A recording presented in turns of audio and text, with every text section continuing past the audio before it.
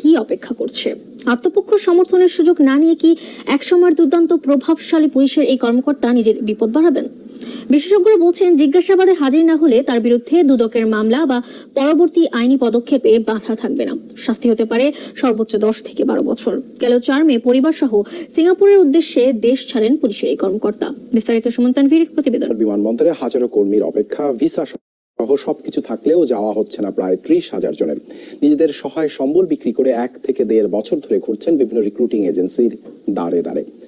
এখন দেশটিতে প্রবেশের সময়সীমাও আজ শেষ হচ্ছে। এজেন্সিগুলোর প্রতারণা ও টিকিটের উচ্চ মূল্যের কারণে দিশেহারা এসব কর্মী। মধ্যেই শুক্রবার শেষ মালয়েশিয়া সরকার ঘোষিত আপাতত কর্মী না নেয়ার সময়সীমা। আমার খালি প্রতিদিন দিন দেয় যাচ্ছে, কাল না পরশু টিকিট দিবে। আমরা 7 দিন ধরে টাকা ছেড়েছি, 13-14 মাস ধরে ভোগান্তির মধ্যে আছে, ঘুরতেছি। আমি ঘুরতেছি, এটা আরো মানুষ আছে, আরো বেশি ঘুরতেছে। আমাদের বললো টিকিট পাবে, মনে করেন চুক্তিনামা দিয়ে দিল, বললো যে এয়ারপোর্টে থাকবে টিকিট পাবে। আমরা ওই আশে বসে আছি। গেল 21 মে পর্যন্ত 5,24,946 জন কর্মীকে মালয়েশিয়া যাওয়ার অনুমতি দেয় প্রবাসী কল্যাণ মন্ত্রণালয়। বৃহস্পতিবার পর্যন্ত দেশটিতে পৌঁছায় 4,91,745 জন। যারা যেতে পারেননি তাদের অভিযোগ, এজেন্সির প্রতারণায় পড়েছেন তারা। এজেন্সিতে গেছি, তাকে অফিসে গেছে, অফিসে গিয়ে আমি সিঁড়ির ভিতরে ঘুমাইছি স্যার 2 দিন। বুঝছেন, আমার চোখ দিয়ে পানি পড়তেছে। আমাদের জীবনে একটা স্বপ্ন ছিল, স্বপ্ন নষ্ট হয়ে গেছে। আমাদের স্ত্রী সোনা গয়না বিক্রি করে আমরা টাকা দিছি। এই টাকাটা আমরা কিভাবে তুলবো? না আমাদের আত্মহত্যা করা লাগবে, না হয় আমাদের হেল্প করতে হবে। দালালের খপ্পরে পড়ে অনেকে টিকিটের জন্য 1.5 থেকে 2 লাখ টাকা পর্যন্ত বাড়তি দিয়েছেন। তারপরেও ভুয়া টিকিট ধরিয়ে দেওয়ার অভিযোগ ভুক্তভোগীদের। আমরা এজেন্সিতে গেছি, এরা আমাদেরকে ফার্স্ট টিকিট দিছে। সে আমাদের কাছ থেকে 6,20,000 টাকা নেওয়ার পরেও কোনো টিকিট দিচ্ছে না।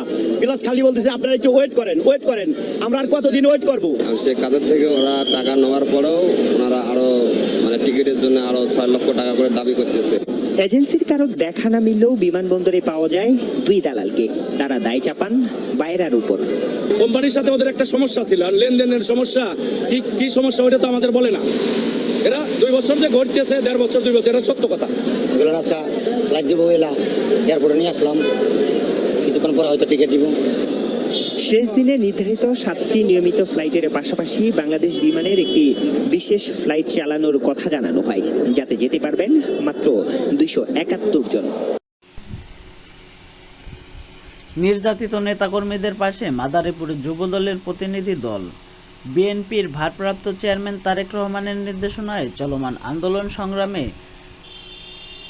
কারাবরণকারী ও হামলা মামলার শিকার যুবদল নেতাকর্মীদের খোঁজখবর নেওয়া এবং সংগঠনকে সুসংগঠিত ও গতিশীল করার লক্ষ্যে তৃণমূলের সঙ্গে মত বিনিময়ের ধারাবাহিকতায় মাদারীপুর শহরে স্থানীয় নেতাদের সঙ্গে বৈঠক করছে বাংলাদেশ জাতীয়তাবাদী যুবদল কেন্দ্রীয় নির্বাহী কমিটির প্রতিনিধি দল।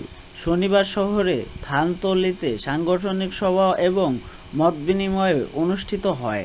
জাতীয়তাবাদী যুবদল কেন্দ্রীয় নির্বাহী কমিটির নেতা উপজেলা ও পৌরসভার কারা নির্যাতিত হামলা মামলার শিকার নেতাকর্মীদের ফুল দিয়ে বরণ করে নেন। তারা তৃণমূল কর্মীদের উদ্দেশ্যে দিক নির্দেশনামূলক বক্তব্য দেন। তৃণমূলের নেতারাও সাংগঠনিক বিভিন্ন বক্তব্য এবং নিজেদের দাবি তুলে ধরেন। এতে প্রধান অতিথি হিসেবে বক্তব্য রাখেন যুবদলের যুগ্ম সাধারণ সম্পাদক জিয়াউর রহমান জিয়া।